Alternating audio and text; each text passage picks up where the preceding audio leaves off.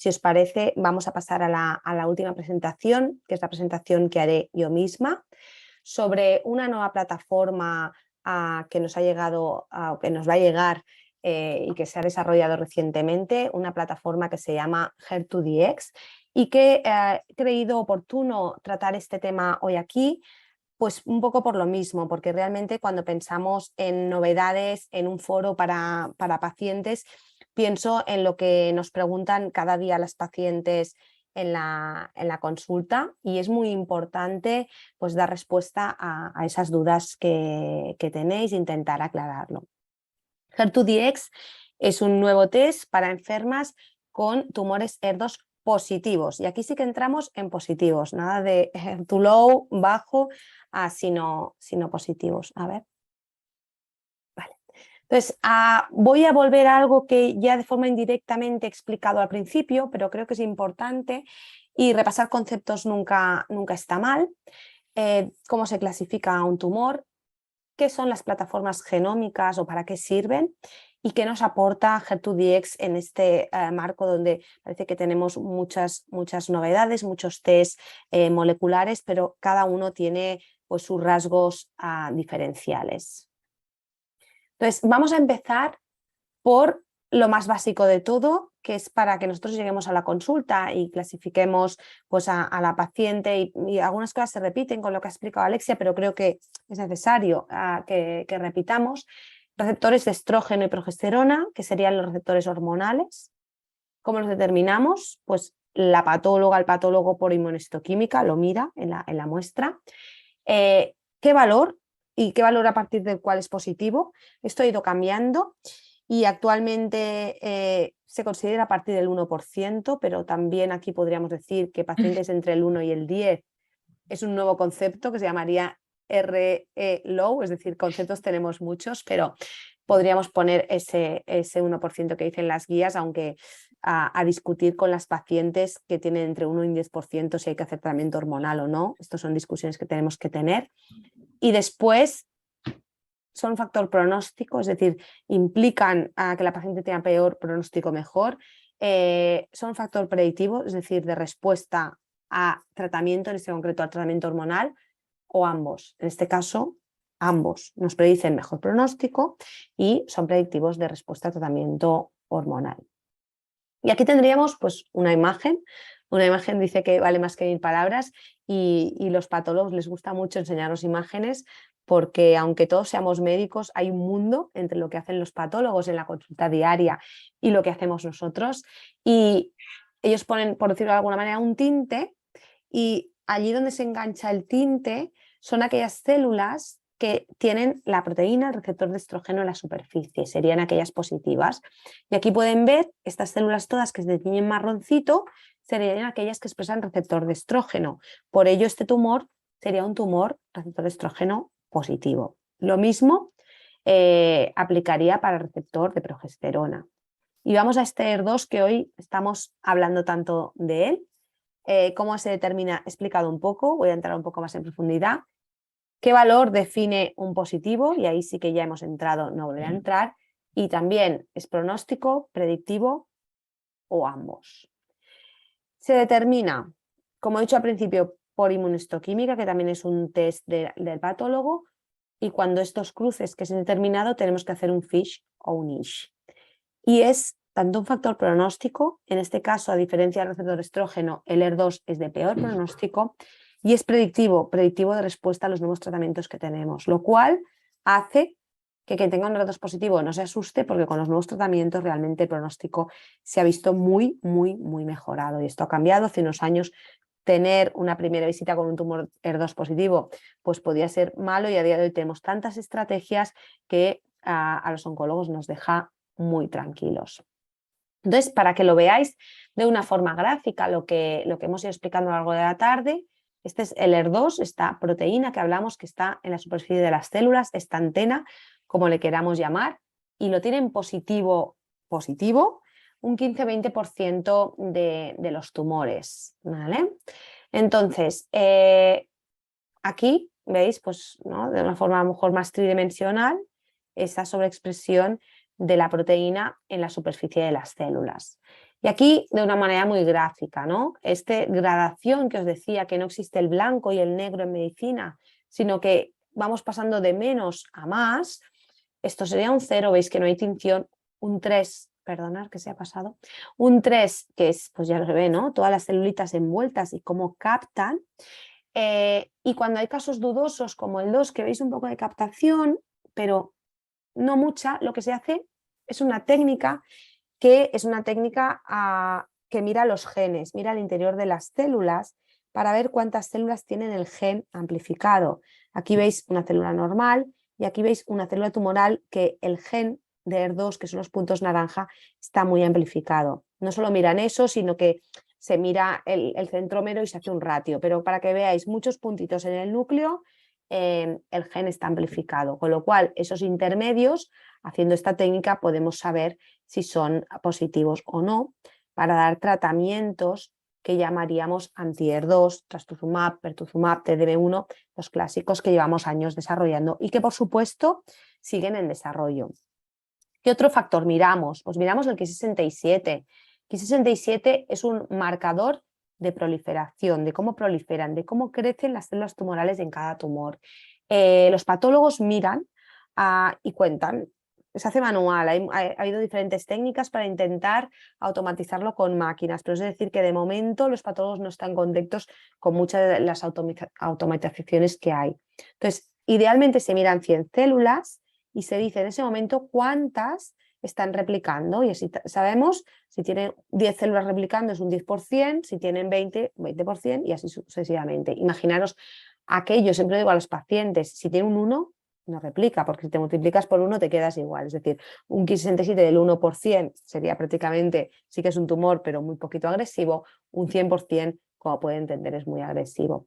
Y la pregunta que pueden hacer es, ¿y si no llegamos a 100 células? Pues el patólogo hace una regla de 3, hace en una biopsia, pues si no hay las suficientes, pues hacen un logaritmo. ¿Qué consideramos nosotros alto y bajo? Pues menos del, aquí es un poco, ¿no?, la duda, pero menos del 14-20% es bajo. Luego teníamos la categoría intermedia, que prácticamente no se utiliza, y la categoría alto, más del 30%. Y esto que puede resultar ser fácil para los patólogos, y aquí vemos una célula con un tumor con un Ki67 alto, vean muchas células marroncitas que han captado este fijador, pues no siempre es sencillo 100% y es muy variable entre diferentes patólogos. De hecho, las guías americanas no lo recomiendan de rutina, pero es curioso que hay un tratamiento que se ha aprobado recientemente para tumores con Ki67 más del 20% y se ha aprobado así en Estados Unidos, que no lo recomiendan. O sea que a veces asistimos a cosas que no son del todo coherentes entre sí. Como digo, entre patólogos hay variabilidad y a veces un mismo patólogo en dos momentos también puede haber esa variabilidad porque, bueno, al final es contar células con el ojo del patólogo en el microscopio. Para ello, y porque cambia la clasificación de un tumor hormonal que tiene un Ki67 alto, un tumor hormonal que tiene Ki67 bajo, pero si solo nos basamos en el Ki67, que es un marcador que puede ser inexacto, pues podría dar lugar a confusión, pues para ello surgieron las plataformas genómicas. Plataformas genómicas que estudian el tumor de pacientes con tumores hormonales, ER2 negativo, intervenidas, y que nos sirven para ver aquellas pacientes que tienen un alto riesgo y que tendrán que hacer quimioterapia, de aquellas que tienen que hacer un bajo riesgo. Esto nos ha ayudado a disminuir el uso de quimioterapias en entre un 40 y un 50%. Quiere decir que estábamos sobretratando a pacientes con regímenes de quimioterapia que no necesitaban porque con tratamiento hormonal no iban a recidivar. Esto ya llevamos años implementándolo en la consulta y a día de hoy en todos los hospitales están disponibles con unas guías más o menos restrictivas, pero podemos pedir a diferentes plataformas, Oncotype, Prosigna, Endopredict o MamaPrint y nos acaban clasificando los tumores y realmente nos han ayudado muchísimo. Y esto hay que diferenciarlo y es importante, ¿no?, que cuando pedimos una plataforma génica a una paciente dice, pero entonces mira mis genes, esto mira los genes del tumor. Si miramos los genes para saber si un cáncer de mama es hereditario, se hace mediante una analítica sanguínea en la que miramos genes de la paciente, un estudio germinal que es diferente. Hay que diferenciar porque a veces es difícil, ¿no? Dicen, es que a mi amiga le hicieron una plataforma génica y a mí no, pero es que se la han hecho en el tumor y no, es decir, que hay que utilizar criterios diferentes. Una cosa es lo hereditario y otra cosa es lo tumoral. Y hay pacientes que necesitan hacer las dos y se harán las dos. Así que, bueno, tras explicaros qué es a las plataformas genómicas para tumores hormonales, tengo que entrar en la materia, en qué es el HER2-DX. ¿Y por qué hablo hoy de HER2-DX? Pues porque ya hemos tenido diferentes comunicaciones y este año en ESMO hemos tenido una comunicación de un nuevo estudio en los que se mostraban que este test nos puede ayudar a establecer riesgos en estas pacientes HER2 positivas. Y por ello creo que como está llegando a diferentes hospitales, creo que es bueno que todas las pacientes sean conocedoras que existe.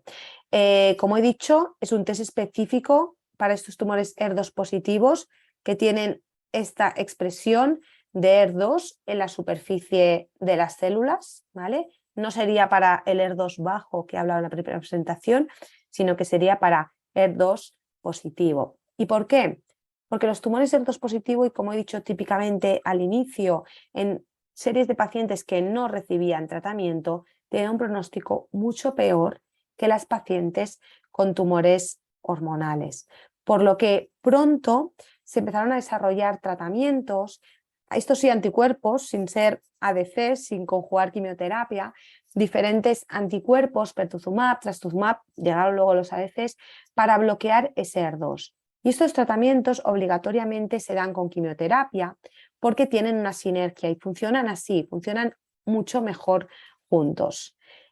Durante los siguientes años, las guías han ido avanzando con diferentes combinaciones, hay muchos esquemas publicados y muchos fármacos en juego, pero vean que en tumores ya a partir de 5 milímetros, en función de las características, nos podríamos plantear utilizar una quimioterapia con un anticuerpo que bloquea esa vía del HER2. Es decir, tumores muy pequeñitos, en algunas series veíamos que si no se trataban tenían una tendencia mayor a recurrir. Pero la pregunta que tenemos los oncólogos es, ¿todas las pacientes con tumores pequeños necesitan todo? ¿O todas las pacientes con el mismo tumor necesitan el mismo tratamiento? Es difícil que haya dos pacientes iguales con un tumor igual. En la consulta tenemos en cuenta muchas variables. Tenemos en cuenta la edad, tenemos en cuenta características que mira el patólogo en el tumor, como es el receptor de estrógeno, como he dicho, como es si hay linfocitos, el tamaño importa, afectación ganglionar, grado, Ki67, todo esto en la cabeza de los oncólogos, cuando hacemos el comité, pues empieza todo el algoritmo. Y la pregunta es, ¿intentamos nosotros integrar pero es difícil seleccionar aquellas pacientes que sí que se beneficiarán de todo y lo necesitan, de aquellas que a lo mejor estamos sobretratando? Y lo que no queremos el oncólogo ni los oncólogos en la consulta hacer es ni sobretratar, por una parte, porque podemos tener más efectos secundarios a largo plazo, ni tampoco infratratar, porque eso significaría tener una recidiva. Con lo cual, yo creo que en oncología se ha tendido, desde que tenemos numerosos fármacos con resultados mejores, a sobretratar, a decir, si no tengo una herramienta mejor, prefiero poner una quimioterapia de más que una de menos, porque una recidiva puede significar pues realmente una enfermedad metastásica con lo que ello conlleva. Por eso la complejidad de la enfermedad oncológica es muy grande, no solo se puede ver pues, con estos marcadores que tenemos, sino que por dentro la maquinaria que tienen activa dos células con HER2 positivo por fuera es muy diferente en función de los genes que sobreexpresen, que infraexpresen. La complejidad es muy grande y necesitamos nuevas herramientas. Ya tenemos test que nos miran el RNA que está dentro del núcleo para ver exactamente si son proliferativos, pero necesitamos relacionar toda esta información con pronóstico de las pacientes, cómo van a ir esas pacientes y cómo podemos estratificar este riesgo. Por ello un poco pues aparece este test, el HER2-DX, desarrollado por el doctor Pratt, en el que intenta integrar todas estas variables y responder a algo que para los oncólogos a que nos dedicamos en la consulta a la práctica habitual, pues puede ser muy, muy relevante para nuestras pacientes en ese contexto en el que pues estábamos huérfanos de esta herramienta, porque las pacientes hormonales ya tenían su herramienta, pero las pacientes ER2 positiva no tenían ninguna. Pues nace este test. Este test parte de una primera, siempre que tenemos que desarrollar un test, tenemos que intentar ver si el test es capaz de contestar nuestras preguntas, y parte de una primera grupo de pacientes, 435 pacientes, en los que pues, se desarrolló el test, pero luego una cohorte de 267 pacientes en las que se valida también que esto realmente pues, tenga, digamos, su utilidad y sea así.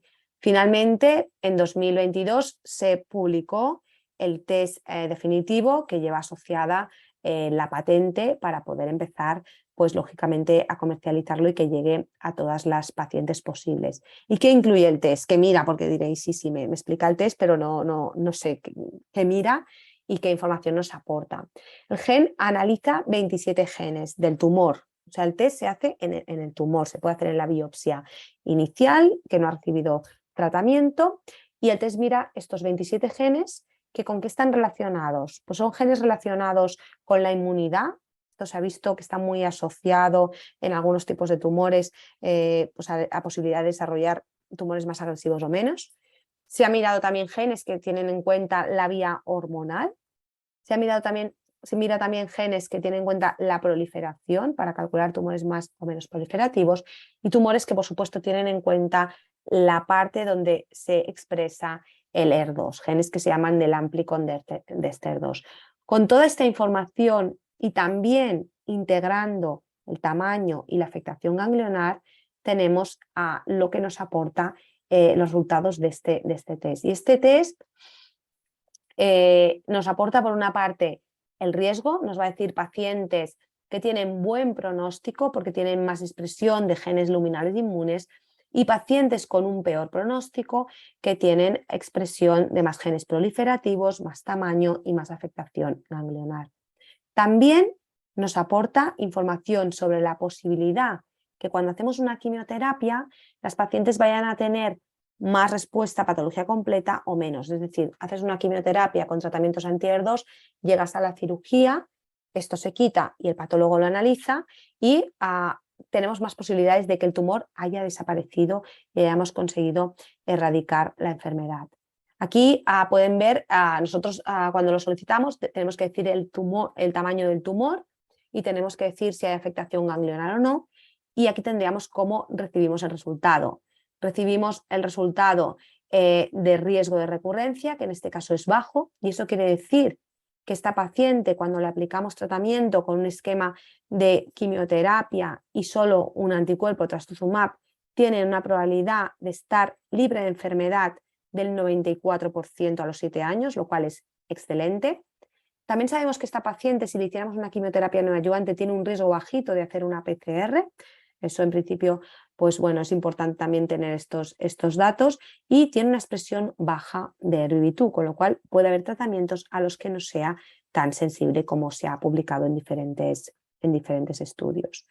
Circuito realmente pues es que se puede solicitar en este momento, ya lo están solicitando a hospitales en Estados Unidos, a clínicas privadas, y está llegando a diferentes hospitales, Hospital Clínic en marcha, a hospitales de Barcelona, de Madrid y de Valencia, que podrán solicitar el test, que se realiza en este momento de forma centralizada en el laboratorio del Hospital Clínic, y que se envía el resultado a la oncóloga, al oncólogo de la paciente, para poder integrarlo en la toma de decisiones.